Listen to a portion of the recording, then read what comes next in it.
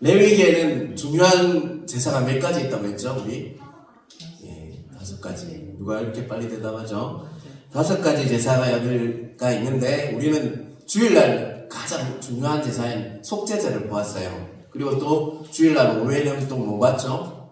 대속 제일에 대해서. 이거 다 보면 다 본 거예요, 솔직히. 그런데 오늘 우리는 뭘 보죠? 소제에 대해서 이렇게 볼 건데요. 소제는 좀 특별한 제사입니다. 이 소제라는 말은요, 한자인데요, 소자를 보면, 여러분, 소자는 어떤 소자일 것 같습니까? 작을 소, 적을 소, 이렇게 생각하시죠? 작을 소가 아니라, 휘다, 하얗다 할 때 소자입니다, 여러분. 여러분, 소복이라는 말 들어봤죠? 옛날에 전설의 고향에 하얀 소복을 입고 칼을 물고 나왔던 그 여러분 기억나십니까, 여러분? 혹시? 저는 그런 세대였어요. 전설의 고향을 봤던 세대였거든요. 그때 소자가 뭐예요? 하얗다는 말입니다. 그때 제사가 바로 소제라는 뜻입니다. 하얄 소자죠, 하얄 소자. 그렇다면 왜 하얀 것을 드리는 제사일까요? 왜냐하면 이 제사에 쓰였던 그 가루들이요, 어떻게 하는 것입니까? 하얗기 때문이었습니다. 그래서 하얀 것을 드리는 제사가 바로 소제라고 이렇게 할 수 있습니다. 여러분, 뭐라고요? 하얀 것을 드리는 제사. 여러분, 5가지 제사 중에서요, 유일하게 이 소제만이 피가 없는 제사입니다. 다른 것은 다 피가 있어요. 뭘 잡았기 때문이죠, 여러분? 짐승들을 다 잡았기 때문에 피가 있지만 이 소제는요, 피 흘림이 없는 제물을, 어떤 제물을 썼을까요, 여러분? 피 흘림이 없다, 이 말은 여러분 힌트가 드렸어요. 피 흘림이 없다 그러면 어떤 것으로 제사를 드렸을까요, 여러분? 그렇죠, 곡식 아니면 식물 등을 이렇게 소제의 제물로 쓴 제사가 바로 소제입니다. 그래서 영어로는 곡식이라는 말 때문에 그레인이 곡식이거든요. 영어로 grain, offering of grain. 그래서 그레인, 식물을, 곡식을 드리는 제사가 바로 소제라는 것입니다. 이주는 우리가 주일 설교를 통해서 드렸던 제사는 속죄제인데요. 속죄제나 번제는 무엇보다 피 흘림이 있는 제사지만 그것은요, 또 무엇을 의미하죠? 우리가 지금 고난주간을 보고 있잖아요. 예수님의 죽으심, 피 흘리심을 이렇게 상징하는 것이라면 소제는 사랑하는 성도로 무엇을 의미할까요, 여러분? 하얗다에서 힌트 찾으시기 바랍니다. 예수 그리스도의 거룩한 삶을 상징하는 것이 바로 소제라고 할 수 있습니다. 소제는요, 예수님의 일성, 이 땅에 인간으로 오셨지만 제가 쓰신 예수님의 그 거룩하심을요, 상징하는 제사가 무엇을 하고요? 소제라는 것을 잊지 마시길 바랍니다. 고난주간과 관계가 있을까요, 없을까요? 관계가 있습니다. 우리는 십자가를 바라보되 어떻게 될까요? 우리 삶은 거룩하게 되어야 되겠죠. 십자가를 바라보는 삶이라면 우리는 당연히 거룩한 삶을 살아야 한다는 것입니다. 왜냐하면 피제사를 통해서 얻은 것은 우리가 무엇일까요, 여러분? 죄 없는 삶, 거룩한 삶이기 때문입니다, 여러분. 다른 제사들이요, 우리가 하나님 앞에서 어찌 보면 예배를 드리는지에 대해서 보여주는 제사라면요, 소제는요, 예배 이후에 뭘까요? 우리가 어떻게 살아가야 하는지에서 이렇게 말씀하는 제사가 바로 소제라고 할 수 있습니다. 여러분, 고난주간을 통해서 우리가 제 문제에 대해서, 나에 대해서 돌아보았다면 그것은요, 우리 삶으로 연결되어야 한다는 것을 잊지 마시길 바랍니다. 우리 삶이 바뀌지 않으면요, 아무리 깨끗게 되어도 아무런 소용이 없습니다. 우리는 삶을 예수 그리스도 닮은 삶, 거룩한 삶으로 연결시켜야 한다는 것입니다. 저는요, 우리 기독교인의 가장 커다란 문제가요, 바로 예배는 정말 많이 드리고 또 은혜도 많이 받는데 그 예배의 은혜와 감동을요, 삶의 모습으로 보여주지 못하는 것이 가장 큰 문제라고 저는 생각합니다.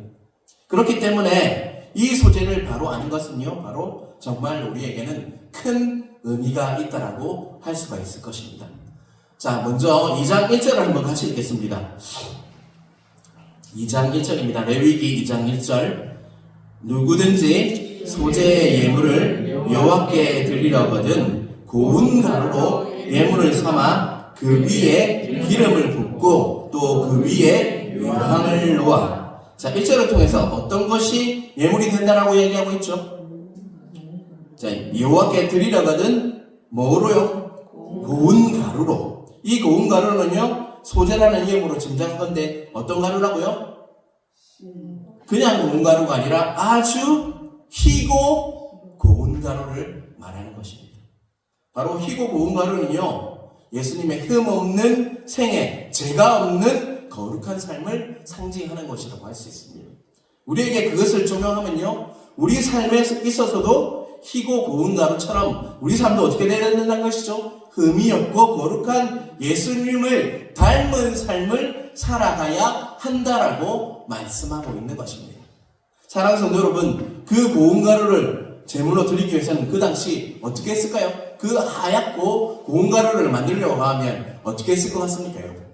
그 당시 지금은요, 뭐 하면 됩니까? 그라인더나 그죠? 믹서기 갖고 이렇게 쫙 갈면 아주 예쁘고 하얀 가루가 나올 것입니다. 그렇지만 그 당시에는 뭐가 있었을까요? 그런 그라인더가 있었습니까? 없었잖아요. 그럼 뭐로 이렇게 고운 가루로 만들었을 것 같습니까? 그렇죠. 맷돌을 가지고 집어넣고 절구로 이렇게 아주 정성껏 이렇게 빻아야지만 그 가루가 생겼지 않겠습니까? 예수님은 본래 죄가 없으신 분이고 죄성이 없으셔서 거룩하신 자체이지만요, 우리는 태어날 때부터 뭐가 가지고 있죠, 여러분? 죄성을 가지고 있죠. 그걸 뭐라고 하던가요? 우리 오리진 신 원죄라고 했습니다. 신학적 용어로. 사랑하는 성도 여러분, 그렇다면 우리가 예수님처럼 어떻게 거룩해질 수 있을까요? 자, 오늘 소재에서 한번 힌트를 찾으시길 바랍니다. 이스라엘 백성들이 곡식들을 맷돌에 넣어서 정성스레 빻아서 하얀 고운 가루를 만들었듯이 하나님께서는 오늘도요, 죄인인 우리를 어떻게 하고 있을까요? 맷돌을 사용해서 빻아서 아주 곱고 하얀 가루로 빻고 빻아지고 계심을 잊지 마시길 바랍니다. 하나님께서는요, 오늘도 우리가 소재에 바쳐질 제물, 바로 우리를요, 곱고 하얀 가루가 될 때까지, 더 거룩하고 정결해질 때까지 지금도 우리를 맷돌에 넣어서 빻고 계시다는 것이죠. 하나님께서는 우리를 더 빻으시고 또 빻아주면 빻아주실수록 하나님께서 우리를 빻고 이렇게 절구로 이렇게 계속 빻아주면 빻아줄수록 우리는 어떻게 될까요, 여러분? 더 곱게 되고 더 하얗게 되겠죠. 우리의 삶이 하나님 보시기에 더 흠없고 정결하고 아름다운 인생이 되지 않겠습니까? 하나님께서는 그 작업을요, 오늘도 우리에게 하고 계시다는 거 잊지 마시길 바랍니다. 아마도 우리에게 그 절구로 찢는 것은요, 역경과 시련인 것입니다. 그리고 고난을 하나님께서 허락하시는 이유가요, 바로 고난이라는 그 맷돌로여서 우리가 더욱더 하얗고 곱게 하얀 가루로, 정말 고운 가루로 우리를 빻고 계시다는 것이죠. 그게 뭐라고요? 고난이라는 것입니다. 원래 죄 없으셨던 예수님의 모습으로 우리를 뭐하고 있는 것입니까? 빚어가고 있다는 것입니다. 맷돌을, 그 고난을, 시련을, 역경을 통해서 우리를 고운 가루로 빻고 있다는 거 잊지 않으시길 바랍니다. 혹시 환경과 상황이 정말 기도 많이 하고 있는데도 여전히 열리지 않고 있습니까, 여러분? 아마 하나님께서는요, 그 상황과 환경을 통해서 여러분을 뭐하고 있는 것 같습니까? 빻고 있는 거예요. 여러분이 곱고 하얗게 한 맷돌을 사용하셔서 그렇게 여러분들을 곱게 갈아가고 있다는 걸 잊지 마시기를 바랍니다. 사랑하는 성도 여러분, 왜 나한테 이런 힘든 일이 생기지? 또한 이 사람은 왜 나를 이렇게 힘들게 하지? 라는 질문이 있으십니까, 여러분? 혹시 상황과 환경 속에서 왜 이 사람은, 또 이 환경과 상황은 정말 바뀌지 않고 왜 이런 힘든 일이 나에게 일어나지? 라고 이렇게 묻고 계십니까? 자, 레위기 11장 45절을 제가 읽겠습니다. 나는 너희의 하나님이 되려고 너희를 애굽 땅에서 인도하여 낸 여호와라. 내가 거룩하니 너희도 거룩할지니라. 하나님께서 그 상황과 그 사람을 뭐 삼은 것 같습니까? 맷돌 삼아서 여러분은 더욱 더 어떻게 하고 있다는 거예요? 곱고 더 고운 가루로 하얗게 빻아가고 있다는 거 잊지 마시길 바랍니다.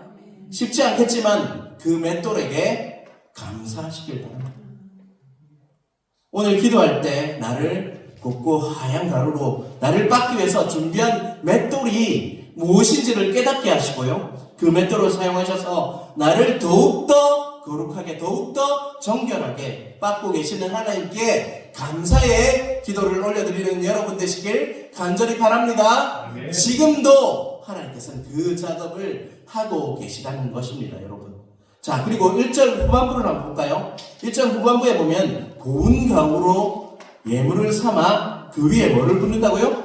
기름을 붓고 또 그 위에 유황을 놓아라고 말씀하고 있죠. 소재는요, 곱고 하얀 가루를 뭐와 뭐를 섞어서 만든다고요? 기름과 유황을 섞어서 바치는 제사라고 했어요.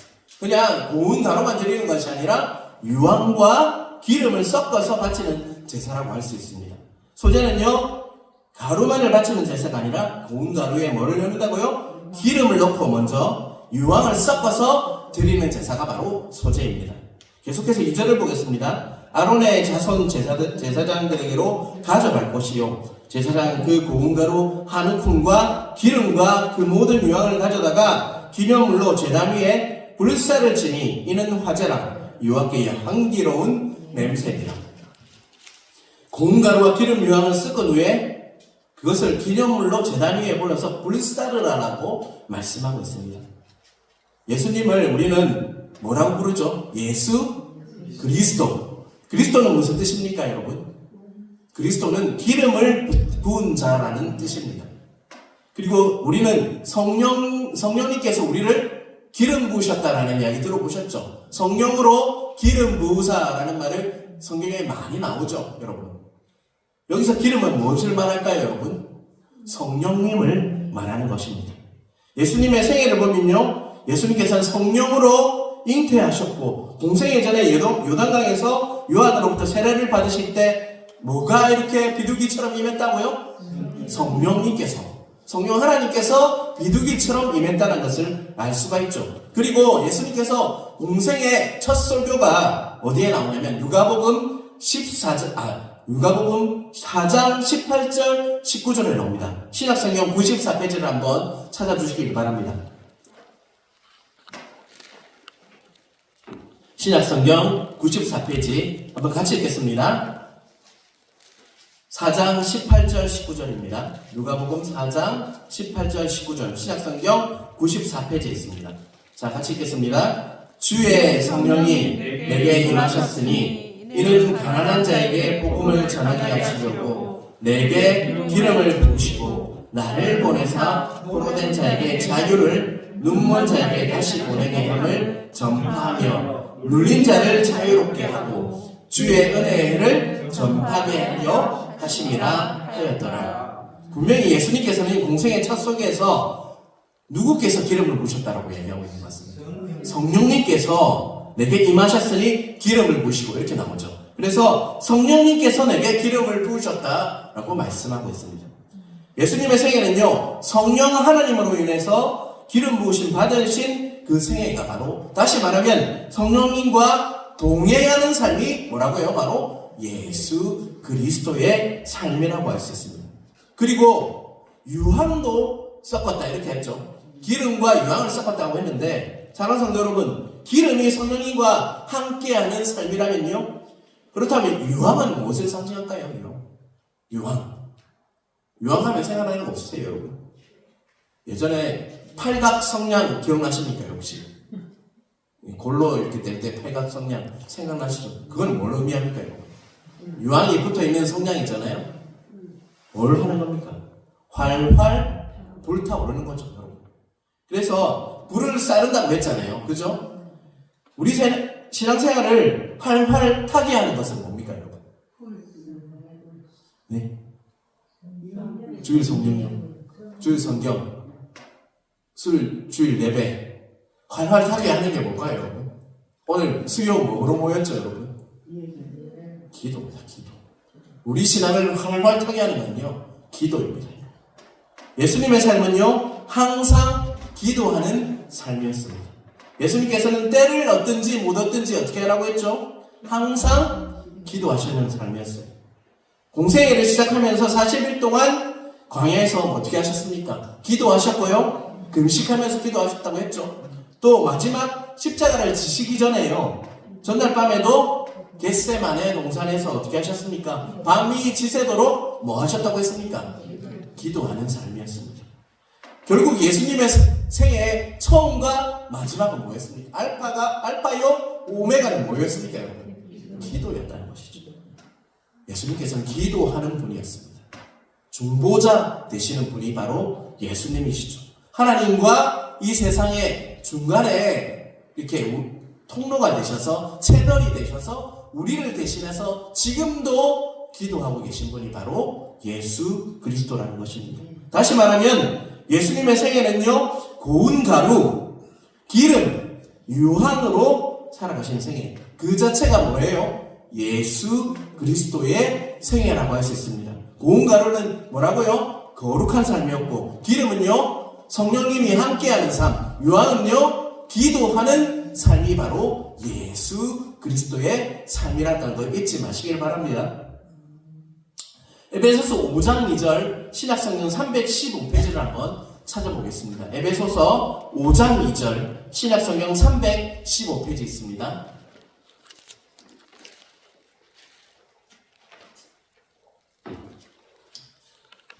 제가 읽겠습니다. 그리스도께서 너희를 사랑한 것 같이 너희도 사랑 가운데서 행하라. 그는 우리를 위하여 자신을 버리사 향기로운 제물과 희생제물로 하나님께 드리셨느니라. 특별히요, 제가 조금 전에 읽었는데 에베소서 5장 2절 끝부분에 보면 그는 뭐라고요? 우리를 위하여 자신을 버리사 향기로운 제물과 희생제물로 하나님께 드리셨느니라.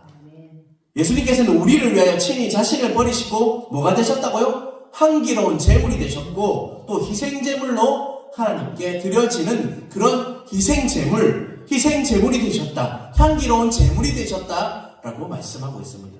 그래서 우리 삶 자체가요, 하나님 앞에 드려지는 뭐가 될까요?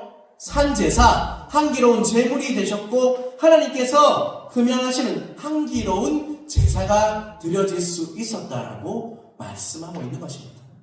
우리 인생도 마찬가지입니다. 우리는 성령님의 인도하심 없이는요, 살 수 없는 존재입니다.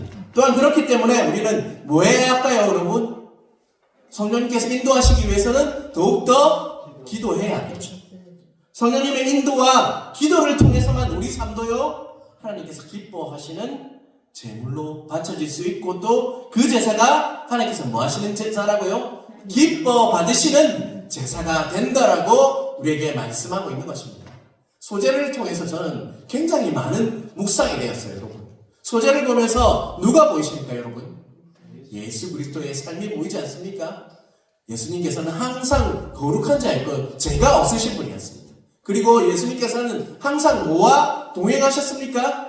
성령님과 동행하셨고 또한 그분은 기도하시는 분이었어요. 그래서 우리가 정말 성령님의 인도하심을 받고 거룩한 삶을 살아가면서 우리가 정말 기도할 때 어떻게 될까요? 우리는 예수님과 동행하는 삶을 누리며 살아갈 수 있다는 것 잊지 않으시는 여러분 되시길 바랍니다. 사랑하는 성도 여러분, 예수님처럼요, 오직 성령 하나님의 인도하심과 기도로서 거룩하게 살아내므로 하나님 앞에 나아가는 여러분 되시길, 각자 되시길 주님의 이름으로 축원합니다. 11절을 우리 함께 읽겠습니다. 너희가 여호와께 드리는 모든 소종대는 누룩을 넣지 말지니 너희가 누룩이나 꿀을 여호와께 화제로 드려 사르지 못할지니라. 자, 지금까지는 넣어야 하는 것을 보았어요. 그런데 11절에 뭐라고 얘기하고 있죠? 뭐 하는 것을 하라고 하라고? 넣지 말 것을 우리에게 말씀하고 있죠. 그런데 넣지 말 것이 두 가지가 나와요. 11절 제일 끝에 보면 누룩이나 뭐요? 꿀을 이제는 넣지 말아야 한다라고 말씀하였습니다. 사랑하는 성도 여러분, 왜 누룩과 꿀을 두 가지는 넣지 말라고 한 것일까요, 여러분? 맛있어서. 예, 맛있어서. 성경에서 물론 누룩이 좋게 쓰일 때도 있어요. 누룩이 어떤 성질이 있습니까, 여러분? 이스트잖아요, 이스트. 그걸 넣으면, 빵에 넣으면 어떻게 됩니까? 부풀어 오르기 때문에 하나님 나라를 상징할 때 누룩을 썼습니다. 그런데 보통 누룩은요, 안 좋게 쓰일 경우는 뭘 상징할까요? 죄를 상징합니다. 죄. 누룩은요, 반죽을 발효시키는, 그런데 발효시킨다는 말은 뭐냐면, 뭐 한다는 거예요? 예, 부패하게 하는 거예요. 썩게 만드는 겁니다. 발효는 부패의 과정입니다. 부패와 죽음은 부정적인 것이죠. 거룩하신 하나님께 드려지는 제물은 뭐여야 돼요? 부패한 것이 아닙니까? 정결하고 거룩한 것이었잖아요. 그래서 그렇기 때문에 거룩한 제물에 절대로 뭘 넣으면 안 될까요? 누룩을, 부패하는 그 누룩을 넣으면 안 된다는 것이죠. 누룩이 없는 삶이 뭘까요? 죄의 부패성, 죄의 결과 오는 죽음을 제거한, 그 누룩을 제거한 삶이 생명력 넘치는 삶이고 하나님께서 받길 원하시는 제사라는 것입니다, 여러분. 두 번째 넣지 말아야 할 것은요, 무엇이죠, 여러분? 꿀이죠, 꿀. 과연 그렇다면 꿀은 무엇을 상징하는 것일까요, 여러분? 달콤하죠. 그리고 또 꿀은요, 그 당시 때 이렇게 문헌을 보면요, 꿀이 잘 상했다고 해요. 부패했다는 것이죠. 역시 그런 성질을 갖고 있고, 두 번째 생각, 꿀은요, 조금 전에 이야기했듯이 뭐합니까? 달콤하죠. 자, 그 달콤함은요, 무엇을 의미할까요, 여러분? 예, 죄를 수반한 쾌락을 말하는 것입니다. 쾌락은 어떻습니까? 달콤하죠, 여러분. 왜 사람들은 죄를 범할까요? 왜 죄에서 빠져나오지 못하는 것일까요, 여러분? 그 요인 중 가장 큰 원인은 죄는 달콤하고요, 쾌락적이기 때문입니다, 여러분. 죄가 무서운 것은요, 죄를 계속 지으면 뭐가 따릅니까? 쾌락이 따르고요, 또한 그로 인해서 죄에 대해서 뭐 해야 됩니까? 무감각해지고 마비되어서 그 죄에 중독되고 만다는 것입니다, 여러분. 혹시 유튜브를 찾아보시면요, 어느 늑대가 칼에다가 피를 묻혀놔요. 그런데 피가 있으니까 늑대가 왜 어떻게 할까요, 여러분? 그 칼을 이렇게 날카로운 칼에 피가 있으니까 혀로 어떻게 할까요? 계속 핥아요. 그러냐면 어떻게 될까요? 피를 지는 달콤하니까, 피가 달콤하니까 계속 핥고 있지만 결국 어떻게 됩니까? 죽고 마는 것이죠. 그것이 바로 꿀같은 쾌락이고 죄라는 것을 잊지 마시길 바랍니다. 이 누룩과 꿀 두 가지 때문에 하나님을 향한 헌신이 중단되고요, 또 주님 앞에 우리의 삶이 어떻게 되지 못할까요? 거룩한 삶이 되지 못한다는 것이죠. 그래서 뭐와 뭐를요? 누룩과 꿀을 어떻게 해야 될까요? 제거해야 한다라고 말씀하고 있죠. 그리고 나서 거룩한 그 고운 가루와, 앞에 복습 한번 해보겠습니다. 뭐와 뭐를 열은다고요? 무슨 가루요? 기름, 유황. 세 가지를 넣어야 하는 제사가 바로 뭐라고요? 소제라는 것입니다. 우리 삶에 누룩과 꿀을 제거해야 합니다. 우리 삶에 누룩과 꿀을 조심하시길 바랍니다. 여러분, 요새 오늘 제가 하양초등학교에 학부모 세미나가 있어서 갔다 왔어요. 제가 갔다 왔는데 요새 아이들이 유튜브로 쇼츠라는 게 있어요. 쇼츠. 아이들만 오는 짤이라서 짧은 영상이 있거든요. 근데 그 영상을 계속적으로 보잖아요. 그러면 중독에 빠진대요. 그러면 머리가, 그 선생님 말에 의하면 머리가 파충류를 닮아간다. 자기가 계속 그 짤들은 계속 보게 만들려면 어떻게 될까요? 그 영상들이 굉장히 재미있고 자극적입니다. 쾌락적입니다. 그죠? 그럼 계속 보다 보면 그게 중독이 됩니다. 그러면 머리가 자꾸 사람의 머리가 아니라 누구의 머리를 닮아간다고요? 누구의 머리를 닮아간다고? 파충류 머리 닮아간답니다, 여러분. 그만큼 중독은 무서운 거죠. 근데 그 중독은 뭐로부터 시작됩니까, 여러분? 누룩, 꿀로부터 시작된다는 거죠. 그래서 오늘 말씀을 통해서 하나님께서는 그 누룩과 꿀을 제거한 정말 깨끗한 제사를 받기 원하신다. 여러분에게도 동일합니다. 여러분, 우리가 예배를 드릴 때도 뭘 제거하는 예배를 드려야 될까요? 누룩과 꿀을 제거한 예배를 드려야지만 하나님께서 어떻게 하신다는 거예요? 기쁘게 흠양하시는 예배를 받으신다는 것을 잊지 마시는 여러분 되시길 간절히 바랍니다. 자, 13절을 보겠습니다. 같이 읽겠습니다. 내 모든 소재물에 소금을 치라. 내 하나님의 언약의 소금을 내 소재에 빼지 못할지니 내 모든 예물에 소금을 더하지 않으라. 자, 이제 또 뭘 치라고 하고 있습니까?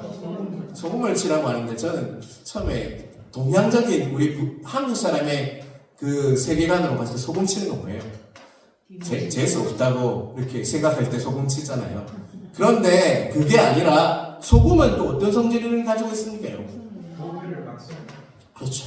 부패를 처음으로 부패를 방지하죠. 부패하지 않게 하죠. 그리고 두 번째는요, 부패를 방지하니까 어떻게 될까요? 변할까요? 안 변할까요? 안 변. 그래서 족이나 이럴 때 소금을 치는 거잖아요. 그렇죠? 그리고 또 잘 보존되죠. 자, 이게 한마디로 제가 참 좋아하는 말인데, 소금을 치면 어떻게 되는 것 같습니까? 제가 좋아하는 말이에요. 한결 같아진다는 것이죠. 여러분, 우리의 신앙은요, 한결 같아야 합니다.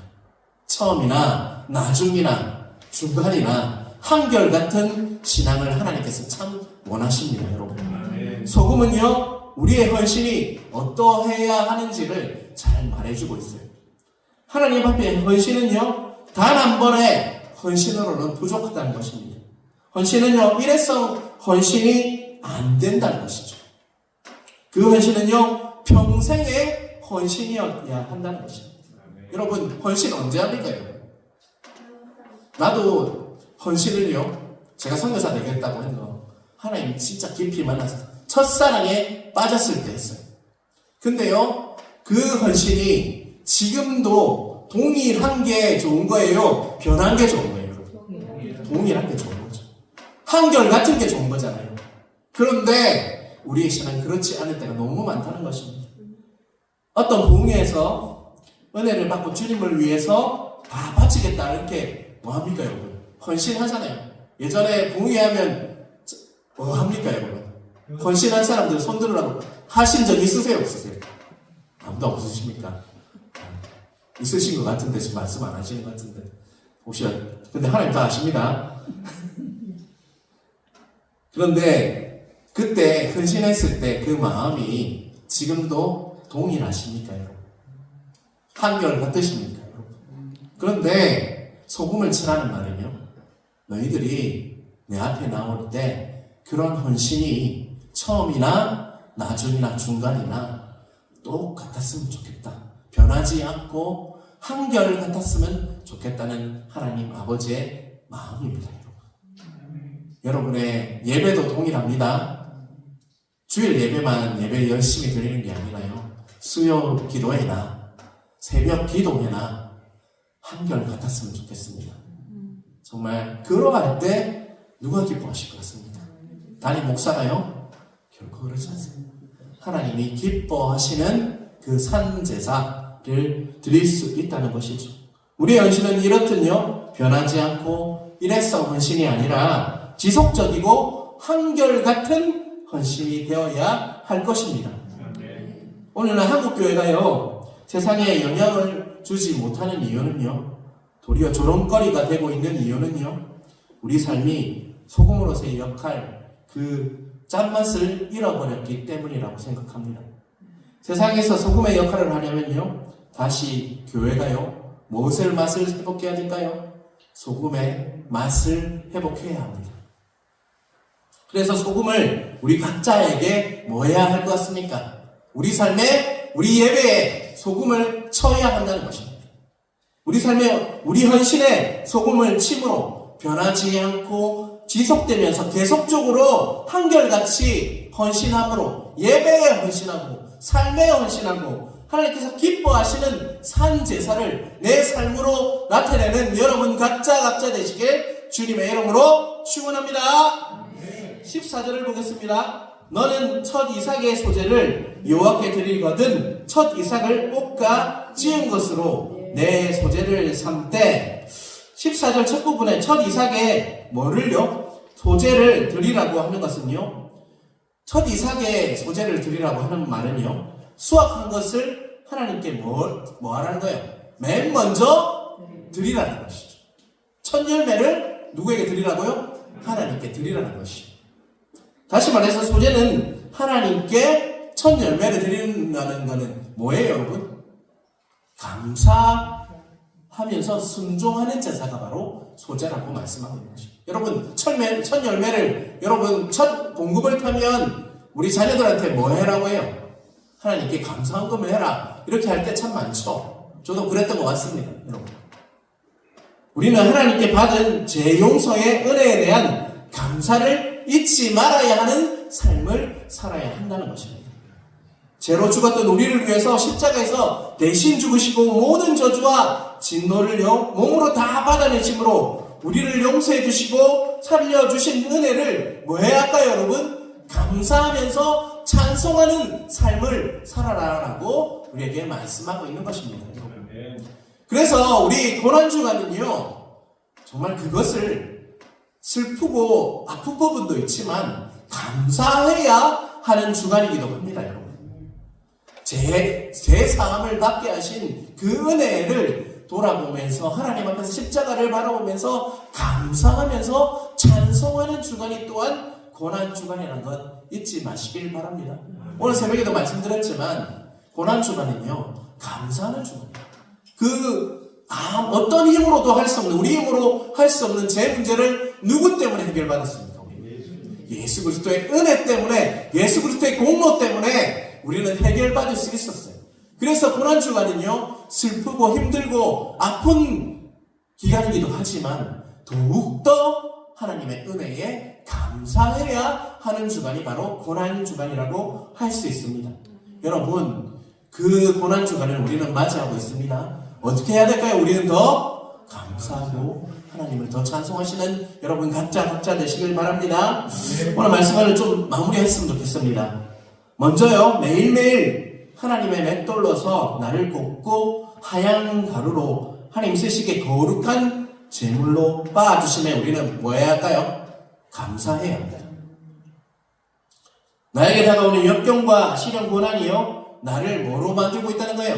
곱고 하얀 가루로 하나님께서 받으시기에 적당한 제물로 우리 삶과 우리를 어떻게 하시고 계시다는 거예요? 하나님께서 빻아가시고 갈아가시고 하얗고 고운 가루로 우리 삶을 빚으시고 계시다는 거 믿으십니까, 여러분? 그것에 뭐 해야 할 것 같습니까, 여러분?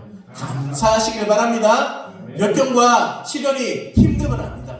하지만 하나님께서는 그러한 우리를 통해서 우리를 뭐같이 쓰실까요? 내가 가는 길을 누가 아신다고 하셨죠? 하나님께서 아신다고 했으니까 나를 단련하셔서 정금같이 사용하실 하나님을 기대하시길 바랍니다. 그리고요, 앞으로 우리 삶에 무엇과 무엇을 제거해야 될까요? 누룩과 꿀을 제거해야 되겠죠. 그래서 항상 변함없이 한결같이 계속적으로 헌신하는 삶이 소금과 같은 자가 우리가 되길 우리는 뭐 해야 될까요? 기도해야 할 것입니다.